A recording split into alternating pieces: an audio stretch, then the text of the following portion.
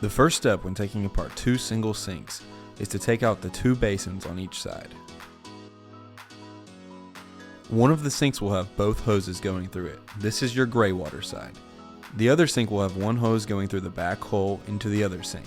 You can go ahead and pull both these basins with the hoses completely out and put them to the side.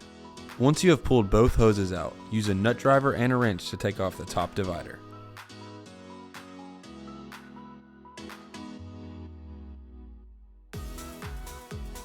Next, use a screwdriver to take off the two plates at the bottom of the sink.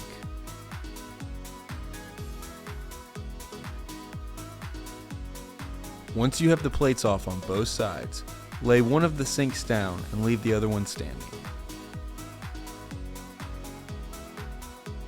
This is what your hoses should look like now. Take the hose with the T-bracket on it and attach it from each foot pump on both sinks. Push down on the rubber insert and the hose should pop out. Then take the extra hose not being used and insert it into the foot pump.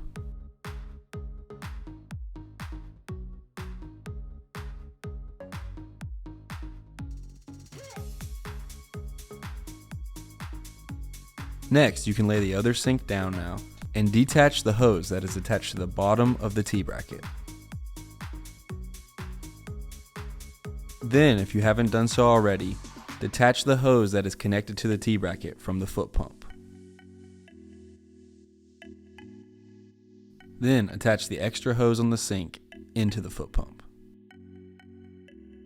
Now, reinsert the basin and push the hose through the hole going out the back.